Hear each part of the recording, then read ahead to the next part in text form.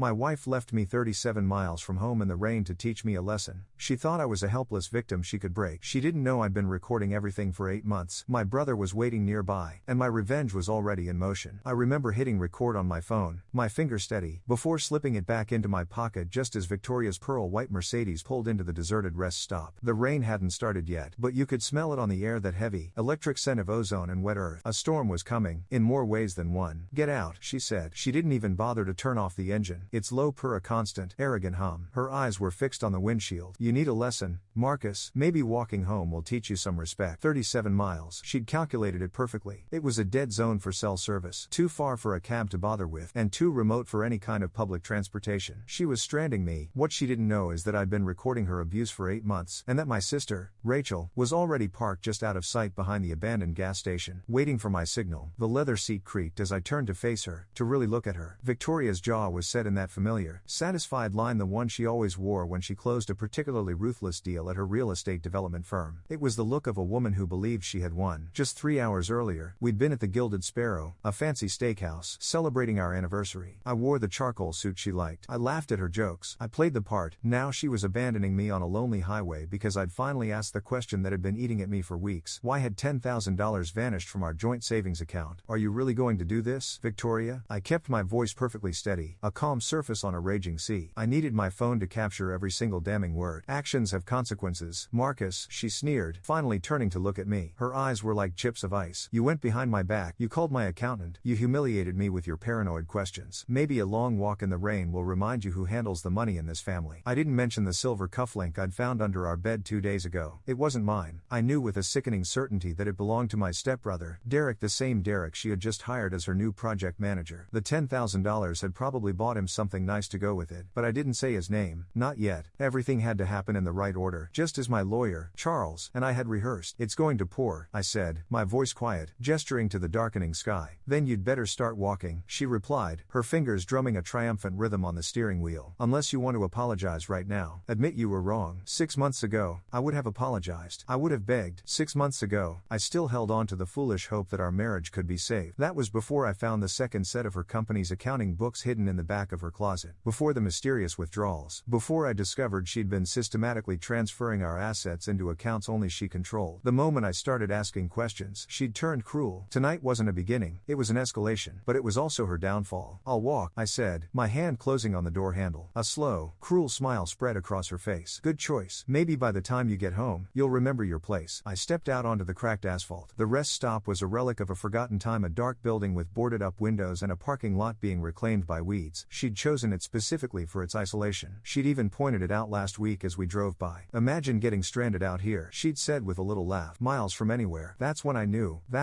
what she was planning. The Mercedes engine roared as she lowered the passenger window. She was probably texting him, texting Derek, telling him the job was done. Then she sped off, her tires squealing on the worn pavement, leaving me alone in the gathering gloom. I stood there perfectly still and counted to 60. I watched her taillights disappear around the bend. Then I turned and walked calmly toward the abandoned gas station. Just as planned, Rachel's black Jeep Cherokee was hidden behind it. My sister stepped out, a large umbrella in one hand and a thermos of coffee in the other. She didn't say, "I told you so," though she had every right to. She just looked at my face, her own edged with a quiet, protective anger. "Did you get everything?" she asked. "Every word," I said, pulling out my phone and finally stopping the recording. The relief was a physical thing, a weight lifting from my chest. Rachel just shook her head, her grip tightening on the umbrella. 4 years of watching her control you is bad enough, but this, she gestured to the desolate rest stop, this is criminal abandonment. Charles is going to love this. I accepted the coffee, the warmth of the thermos seeping into my cold hands. The first fat drops of rain were beginning to fall. By morning, Victoria would think I'd spent the night walking through the storm broken, humiliated, and soaked to the bone. She would expect to find me on the front doorstep, a pathetic mess, ready to beg for her forgiveness. She had no idea. "Is Daniel ready?" I asked, taking a sip of the hot coffee. It tasted like salvation. "He's been monitoring the accounts all night," Rachel confirmed. "The moment she transferred that 10 grand this afternoon, he documented it all. His forensic audit goes back 2 years. She's been siphoning money into offshore accounts. She was planning to divorce you once she'd hidden enough to leave you with nothing." The word divorce hung in the air, but it had lost its sting. It was no longer a threat, it was a promise. "And Charles is filing the emergency papers at 9 a.m., I added, the plan clicking into place. "Abandonment, financial abuse, fraud. With tonight's recording, Victoria won't know what hit her." We climbed into Rachel's Jeep just as the sky opened up. I thought of Victoria driving home, so pleased with her cruel little lesson. She had no idea that when she she started hiding money 8 months ago. I started building an army. Rachel had installed the cameras in our house. Daniel, my old college roommate and now a forensic accountant specializing in financial abuse cases, had traced every single dollar, and Charles Whitmore, one of the most ruthless divorce attorneys in the state, had built a file that now filled 3 large boxes. The house recordings uploaded properly, Rachel said, checking her phone. We've got her on camera last Tuesday, bringing him to the house while you were visiting Dad. They used your bed, Marcus. I felt something cold and hard settle in my chest. It wasn't heartbreak that had died months ago. It was resolve. A hard, crystalline resolve. She's been planning this for a while, I said, my voice even. The escalation, the financial control, the isolation from my friends. Charles says it's a classic pattern. He also says judges don't look kindly on spouses who abandon their partners on the side of a highway as punishment. Rachel drove carefully through the storm, taking the back roads we'd mapped out weeks ago. Every detail mattered. The hotel room was reserved under my mother's maiden name, paid for with cash. The clothes I'd need were already there. She's going to look for you when you don't show up, Rachel said. Let her, I said. It was time to play my part, the role of the traumatized husband, abandoned and afraid. Tomorrow, Victoria would learn who really needed a lesson. The hotel lobby was blindingly bright. Water dripped from my hair onto the marble floor as I approached the counter, making my hands shake just enough to be convincing. The clerk, a young man with concerned eyes, looked up with alarm. Sir, are you all right? My wife, I managed, letting my voice crack. She left me at a rest stop in the storm. His face went from concern to horror. Perfect. Every word would be documented in the hotel's incident report, a formal record of my distress, just as Charles had instructed. Room 412 was small but clean. I locked the door, slid the chain across, and finally let myself breathe. The performance was over. For now, I pulled out my second phone, the burner phone Rachel had given me, and played the recording from the car. Victoria's voice filled the room, even and measured. You think you're so smart, don't you? Calling my accountant, asking questions as if you have any clue what the answers even mean. My own voice came next, carefully controlled. It's our money, Victoria. I have a right to know. Her laugh was a sharp, ugly bark. Our money? I earn it. I manage it. You teach high school English. You grade papers about the Great Gatsby while I close million-dollar deals. You spent $400 on those ridiculous first edition books last month. Marcus, I remembered that purchase. I'd bought those books with birthday money from my father. The same father Victoria refused to let me visit more than twice a year because it interfered with her schedule. She had rewritten our history so many times, chipping away at my confidence, that sometimes even I forgot the truth. My burner phone vibrated. A text from Daniel. Eleanor found something. 3 more accounts in the Cayman Islands. She's been moving money for 18 months. Eleanor Chen was Daniel's colleague, a forensic specialist who'd worked with the FBI before going private. She'd joined our case pro bono after Daniel explained the situation. Another text, this time from Charles. Judge Harrison accepted an emergency hearing for tomorrow at 2 p.m. Bring the recording. Judge William Harrison. He had a reputation for seeing right through people like Victoria. Charles had waited for weeks, specifically for an opening on his docket. My personal phone rang. Victoria. I let it go to voicemail, then played the message on speaker, recording it with my second phone. Marcus, this is ridiculous. The lesson is learned. Okay, call me and I'll come get you. 10 minutes later, another call. I know you have your phone. Stop being childish and call me back. Find your own way home. But I could hear it. A slight tremor of nervousness. She was starting to realize something wasn't right. I'd always called by now. I'd always apologized. My silence was breaking her script. At midnight, a number I didn't recognize called. I answered, staying silent. Hello, Marcus. His voice was uncertain. It's Derek. Victoria asked me to call you. She's worried. She'd sent her affair partner to deliver a fake, second-hand apology. I hung up without saying a word. By 1 a.m., the calls were coming every 15 minutes. Victoria, her mother, her business partner. I documented every single one. At 2:30 a.m., a text came in from my elderly neighbor. Saw Victoria in the driveway with a flashlight, looking under your car. She just left in a hurry. She was looking for my car, not knowing Rachel had moved it to a long-term parking garage across town 2 days ago. It was another piece for Charles. Evidence that I'd been planning to leave, that her cruel act had only accelerated my timeline. The courthouse halls were all marble and dark mahogany, designed to make you feel small. But I didn't feel small. I walked in wearing my sharpest suit, my armor. Charles was at my side, a silent, powerful presence. Rachel flanked my other side, a protective shadow. Victoria was already there, next to her lawyer, the infamous Lydia Carmichael. Victoria looked smaller than I remembered, her usual imposing presence diminished by her rumpled clothes and the dark circles under her eyes. When she saw me, her expression shifted from exhaustion to pure rage. We are here for an emergency petition filed by Marcus Bradley. Judge Harrison began, his voice crisp. Miss Carmichael, I see you were retained this morning. Yes, Your Honor, Carmichael said smoothly. We respectfully request a continuance. Denied, Judge Harrison said without looking up. Your client allegedly abandoned her husband in dangerous conditions last night. Time is of the essence. Counselor, present your evidence. Charles stood, his voice like silk with an edge of steel. Your Honor, at approximately 8:47 p.m. last night, Victoria Bradley deliberately abandoned my client at an isolated rest stop 37 miles from their home during a severe weather advisory. We have an audio recording. He pressed play. Victoria's voice filled the silent courtroom, cold and clear. You need a lesson, Marcus. Maybe walking home will teach you some respect. The color drained from Victoria's face. Furthermore, Charles continued, Mrs. Bradley has been systematically concealing marital assets for the past 18 months. We have documentation of offshore accounts totaling over $8 million and evidence of embezzlement from her real estate development firm. He held up a thick stack of documents. Exhibit A, Your Honor, wire transfers to accounts in the Cayman Islands. Judge Harrison reviewed them, his expression darkening. He fixed his gaze on Victoria. Mrs. Bradley, did you or did you not abandon your husband last night? Your Honor, it was a misunderstanding, she stammered. It's a yes or no question. Mrs. Bradley. Yes, I did, she blurted out, but he had his phone. He could have called someone. The judge's eyebrows raised a fraction of an inch. How very considerate of you. Just as Charles was about to present the next exhibit, the main courtroom doors opened. A man in a conservative suit entered, followed by 2 federal agents. I recognized him from the pictures Daniel had shown me. Special Agent Michael Torres from the SEC. Victoria's head snapped around, and for the first time, I saw genuine, primal fear in her eyes. Your Honor, Agent Torres said, addressing the judge directly. Apologies for the interruption. We have a warrant for the arrest of Victoria Bradley on charges of wire fraud and embezzlement. Carmichael leaped to her feet, her professional calm shattering. Your Honor, this is a circus. So is stealing $3 million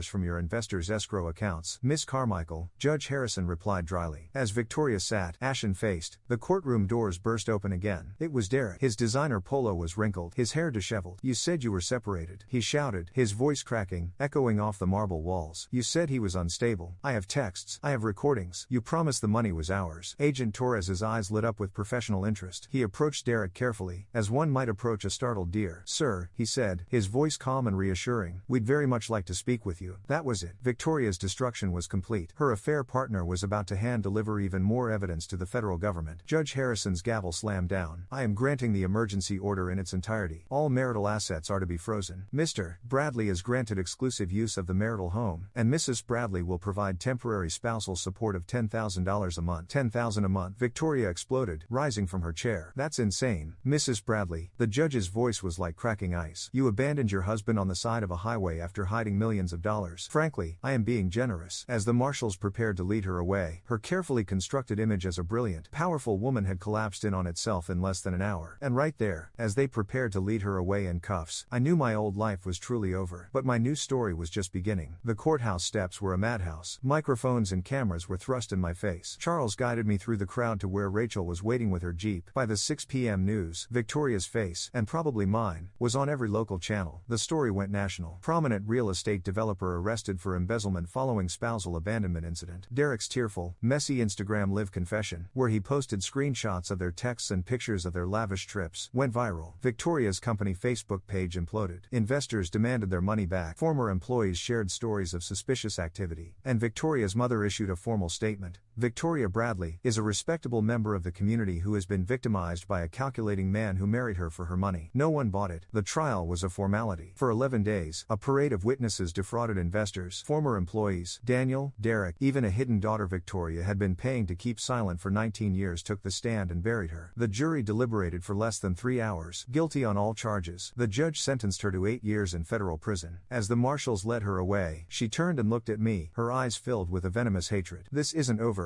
Marcus, she shouted. I stood up, my voice clear and steady. You're right, Victoria. The civil lawsuits begin next month. The whistleblower's reward from the SEC arrived 6 weeks later. A check for $1.2 million, a percentage of the stolen funds the government recovered thanks to our information. Combined with the assets the court awarded me, I suddenly had the resources to do something meaningful. Rachel found the building first, a renovated brownstone in downtown Portland. We signed the lease, and the Phoenix Foundation had a home. Our mission, to provide legal aid, financial counseling, and emergency resources for men escaping financially abusive relationships, a population so often overlooked, so often disbelieved. Charles took a leave of absence from his firm to help establish our legal aid program. Daniel brought in forensic accountants who volunteered their services. Derek, 6 months sober and carrying a box of donuts as a peace offering, came to volunteer. He now leads our support groups, sharing his own story of how Victoria had exploited his vulnerabilities and addiction. 18 months after that night at the rest stop, I stood in my office looking at a wall covered in thank you cards and photos. 87 people had found their way to safety through our foundation. One of Victoria's victims, an elderly investor she had defrauded, became our biggest donor. The rain was falling again outside, drumming softly against the windows of the brownstone that now housed hope and second chances. I thought of that night, 37 miles from home, standing in the downpour as Victoria drove away, so confident that she had broken me. She thought she was teaching me about power and control. Instead, she taught me that cruelty creates its own destruction, that every action has a consequence, and that sometimes the person you abandon in the rain has already seen the storm coming and is prepared accordingly. Her single act of calculated cruelty became the catalyst for saving people she never believed deserved to be saved. The final lesson, the one Victoria never saw coming, wasn't about obedience or respect. It was about transformation. She tried to leave me powerless in a storm. I became the eye of the hurricane.